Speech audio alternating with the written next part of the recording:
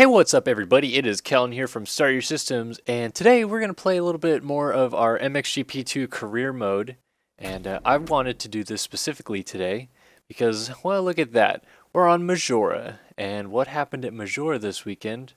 Well, the 2016 Motocross of Nations happened at Maggiora this weekend, so I'll do this GP and another GP, but wanted to continue the series, and I figured I'd also use this video to kind of talk about, recap what happened at the 2016 Motocross of Nations. And I'm doing this pretty quickly post Nations. Like, I'm recording this, it's almost noon, I think, where I am, and the races ended at like 8. So not much time has gone by, and I'm sure some things may change information-wise as we get closer. But I just wanted to jump in and start talking about it and start doing this race and have a little bit of fun playing some MXGP today, so why not? So I'm trying to get back into the championship hunt in this game. I was like 3rd in the championship, I think, coming into this round, but we'll see. And I'm also wearing some cool Team USA gear. Oh, I just like glitched off the line, that was weird. So anyway, this year, the 2016 Motocross of Nations at Italy was very interesting. Team USA sending, oh, that was my mistake. Team USA sending Jason Anderson, Cooper Webb, and Alex Martin to combat against Team France, which was Gauthier Paulin, Benoit Paturel, and Romain Febvre. Belgium had Kevin Strybos, Jeremy Van Horbeek, and Brent Van Donik.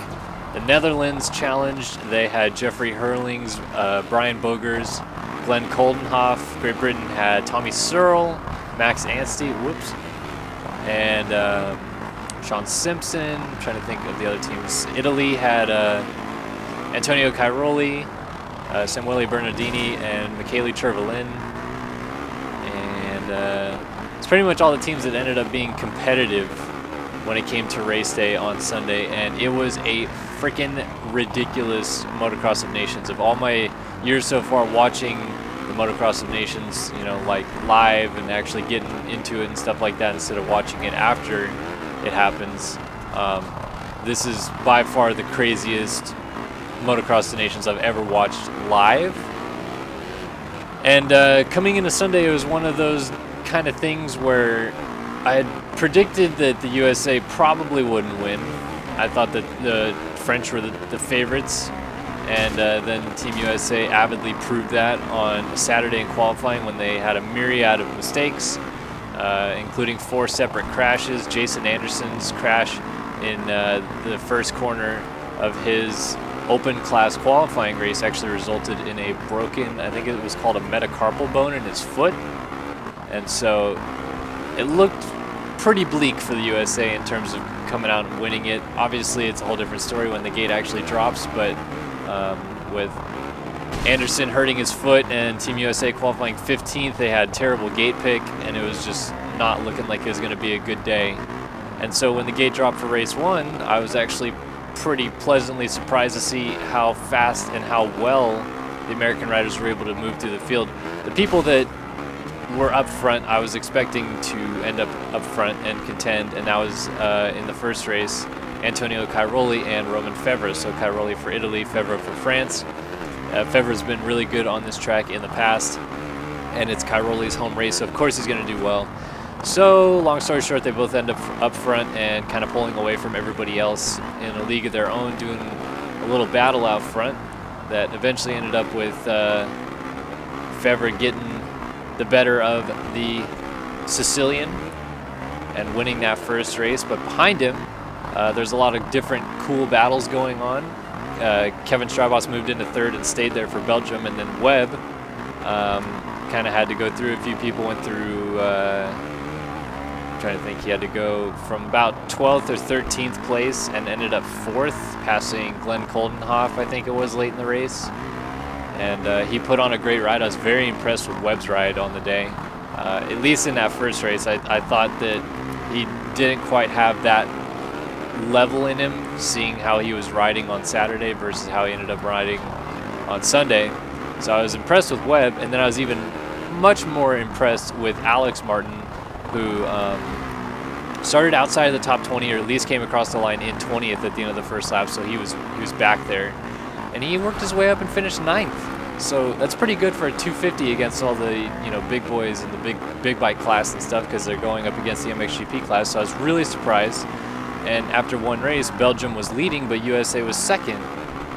So I was kind of like, wow, this is shocking. I thought the USA might still be kind of reeling a little bit from that bad qualification effort, but no, they were completely prepared and ready to go, it looked like, for Sunday. So then when the next race came around, my focus kind of turned to the fact that Anderson in the free practice in the morning was not really that fast. He was pretty far off the pace, actually, going slower than Alex Martin's times and so on and so forth. So I expected him not to do so well. And with the broken foot, you know, you just kind of compound that ideal that he's not going to do that great. And then the USA took the weird choice that most people were not doing, which was they ended up putting Jason Anderson on the inside on gate 15 and Alex Martin on the outside on gate 35, because the way it works is that where you qualify, which was 15th for the USA, is where your first gate pick is, and then you add 20 and you get your second gate pick. So France qualifying first got first gate pick and 21st gate pick. They gave Anderson gate pick 15, so he was more on the inside, not way on the inside, but to the left of the starting box. And they put Amart way on the outside, and lo and behold, Anderson rips the whole shot from gate 15. Really good start, got it down in there and started pulling away, and was looking really strong and comfortable. I'm trying to remember who was running in second, but man, it's gonna bother me that I don't remember this. But it wasn't Hurlings who was running second. It was Tonis. Arnaud Tonis for Switzerland was running in second place, and Anderson was quickly kind of sprinting away from him until Hurlings was able to get around Tonis and start trying to run Anderson down for the lead. And he ended up doing that. It took him a while longer than I guess I would have expected, especially with how fast Hurlings was going in free practice and in the qualifying race. He looked like he was on it. But he did run him down, and it looked like eventually Anderson, maybe for his foot hurting and him fading a little bit, or maybe just Hurlings' outright speed, that Hurlings would eventually get him, because he was really starting to hound him and start looking for places to pass it. And then he made a few mistakes, and then Anderson was able to open up a gap here and there.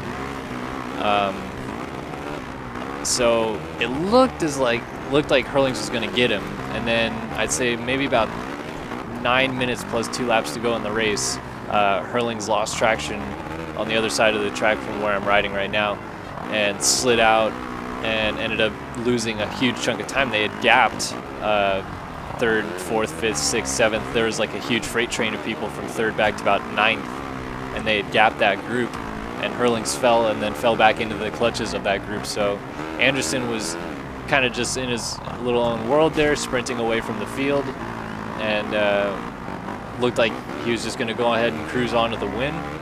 Behind them, all hell started breaking loose. Paulin got passed by Ferris and then repassed Ferris back, and Van Horbeek on a 250 came up into the mix, and then they were all right behind Tonis and Hurlings up at the front there, and Sean Simpson was coming in from the back, and like everybody was stacking up. Jeremy Seaver was running 8th, and then again Alex Martin, he worked his way up into 9th where he would finish, so 2 9th place finishes from Amart. It's pretty good, I would say. Like, it's about as good as you can expect from a 250 rider, especially on a track where the hills are so up and down and they matter so much.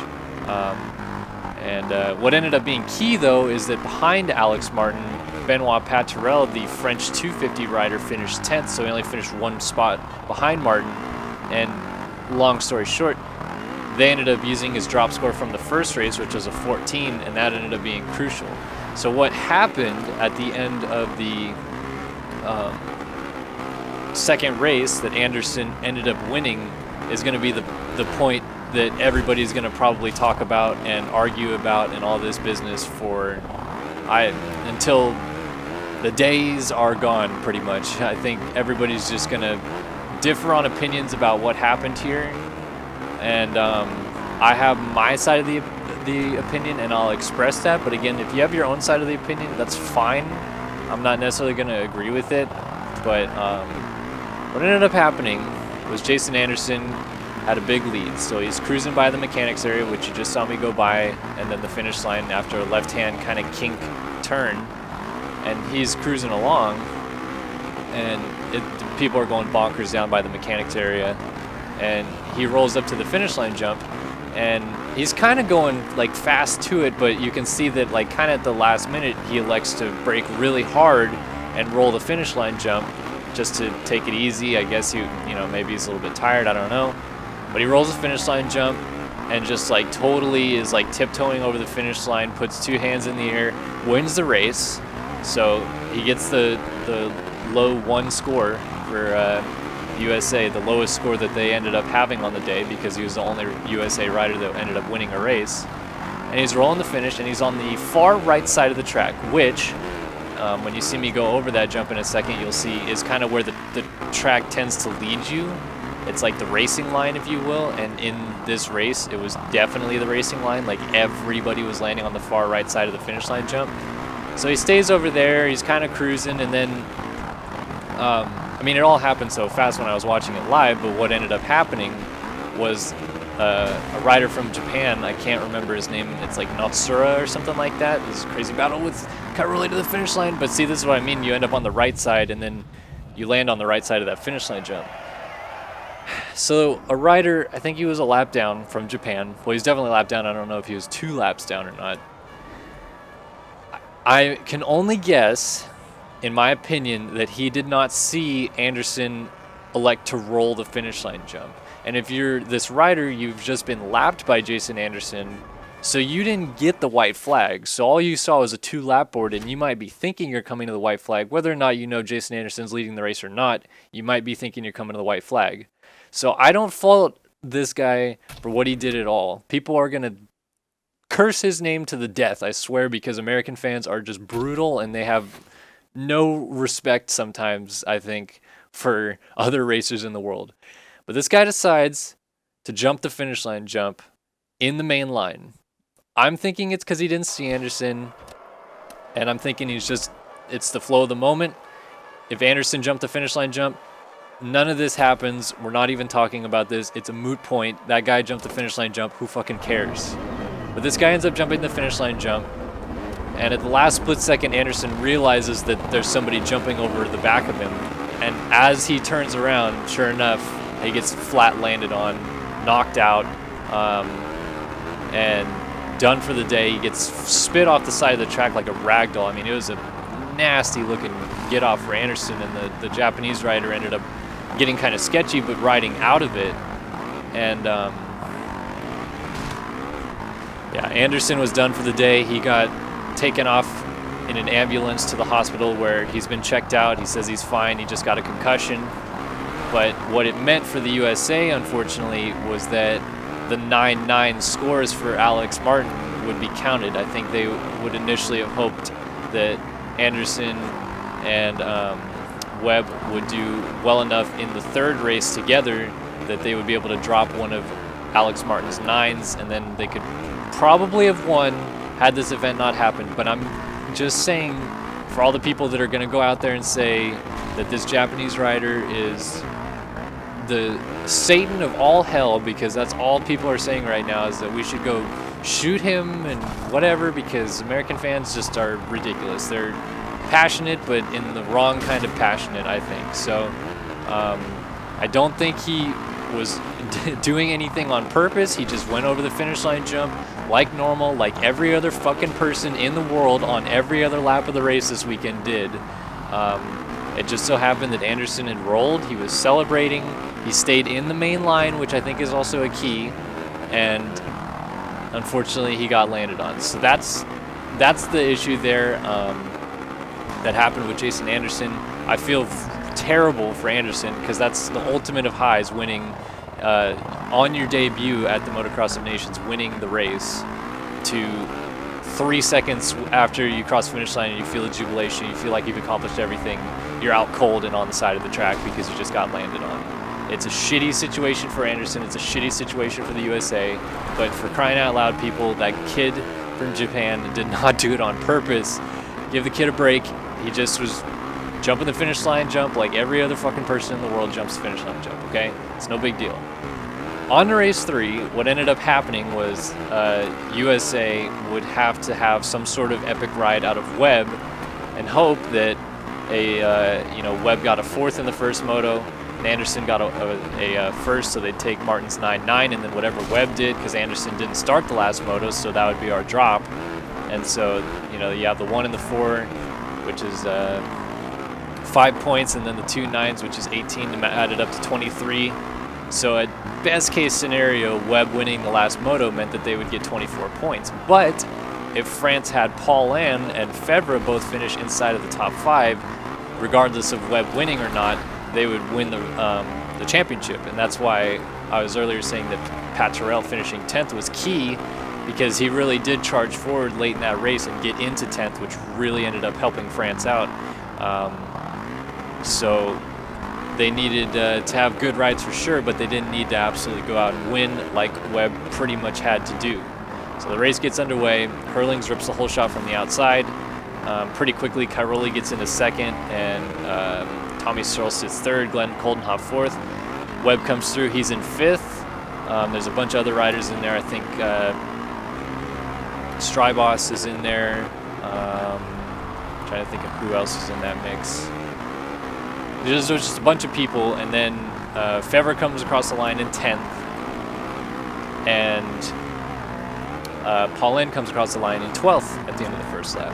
And so right off the bat, if you calculate the scores as they ran after the first lap, the USA wins, with Webb finishing 5th and Paulin and Febvre finishing way back there. They would have to take the 10 and the 12 because the 14 needed to be the drop from Pat Terrell. And so from then on, it was an uphill battle for France to try to pull themselves back into it, and it was definitely down to the wire on whether they were going to win it or not. Webb was riding really well, really strong. He was starting to pass some people. He passed, trying to think, he passed Coldenhoff. They both got around Coldenhoff and shuffled him back to 6th, because Febvre ended up working his way up to being right behind Webb. And they were running in 5th and 6th behind Searle. In 4th. No, sorry, they were running, yes, 5th and 6th, because Strybos ended up coming forward. He passed Searle. He got in the 3rd. So Strybos was doing really well for the Belgians. And then Searle was kind of all alone in 4th for a little bit, but then you kind of realized late in the race he was fading, and Webb and Febvre were coming together after him. So you have this moment where in the last 2 laps of the race, Coldenhoff is running 7th and the Netherlands are 1 point behind the USA, but France is actually 3 points behind the USA. And so if Webb could just stay where he was, or at least hold Febvre off, they would win, because Paulin was just not putting together a good ride. He ended up finishing 11th, so he only got 1 position higher than where he crossed the line at. And again, American fans are brutal. They always like to rip into people for some reason. But it was just a small mistake on Webb's part that ended up kind of costing them in the end, at least costing them a shot in that particular moment at winning the Motocross of Nations. And with 2 laps to go, Webb comes into that really high embanked corner at Maggiora. He slides the rear end trying to hook a rut to kind of spin it around, and the rear end does not hit that rut. It slides out over the top of it. He kind of high sides and then tucks underneath and rolls down the hill. So he falls, and then he's got the bike stuck upside down, and it took him a little while to get going. So from there, it ruined the USA's chance at winning. They were not going to win with Febvre being in front of Webb, because it just meant lower scores for France, and Webb getting up in the higher scores. And Paulin, like I said, he was just running in 11th. So France had moved ahead of the USA. But what everybody kind of wasn't really paying attention to was that when Webb went down, it moved Coldenhoff back up in, I think, 6th, which then put the Netherlands on top. They had Bogers, Brian Bogers in the 250 class. I think his 15th place was the one that stood, and they had to drop his 18th or his 17th or something like that. And so suddenly the Netherlands was a lap and a half away from winning it, because Herlings was winning the race and Coldenhoff was in 6th. They had really good scores because Coldenhoff was 5th in the first moto in the moto that he did, and Hurlings finished second behind Anderson. So the Netherlands was in the catbird seat, and it looked like they were going to be able to sneak through and win their first ever Motocross of Nations. Personally, I was pulling for them. I thought it would be a really cool story to have the Netherlands win. I predicted earlier in the week that Hurlings would win both of his motos. The crash when he was chasing Anderson down prevented that, but he still went 2-1 on the day, which is pretty damn good in his 450 debut. And it really looked like the Netherlands was going to win it. But then Febvre sliced past Searle on the very last lap, which then put France back ahead by 1 point of the Netherlands. If they would have ended up tied, I actually think France still would have got it, but it was very close. The Netherlands was ahead by a point, and then France ended up getting back on top right at the end, and with a very, very high score, uncharacteristic high score at the Motocross of Nations, France did indeed win the 2016 Motocross of Nations. The three-peat for Team France, and they scored a 29. So to give you an idea, like I said, Webb could have had a possible low score of 24 with Anderson's drop not being there, and then France ended up winning with a 29, which again is very high. Last year they won with a 14. So very eventful day. The Netherlands did end up hanging on for second. USA had to settle for third on the day, and they celebrated, not really, because they don't usually celebrate if they don't win. It's a go win or don't do anything at all kind of thing for the USA, but they were on the podium, unfortunately, without Jason Anderson, so he didn't get to experience that with his team. He was at the hospital getting checked out for the concussion symptoms. And it was just a crazy weird day, and that last race had so much drama in it, with Webb going down and the Netherlands maybe winning it, and then Searle getting passed on the last lap by Febvre, and France coming through at the last minute. Like, there was so much confusion. Like, Hurlings crossed the line, and then the Netherlands, the Dutch fans went crazy, and everybody started bum rushing the start line, which ended up meaning that a couple people were actually like running across the finish line jump as people were still finishing the race. So just like Anderson, there's people almost getting landed on by, you know, guys actually jumping across the finish line jump that were finishing the race. It was a very, very weird kind of situation that I don't think I've ever seen at a Motocross of Nations before.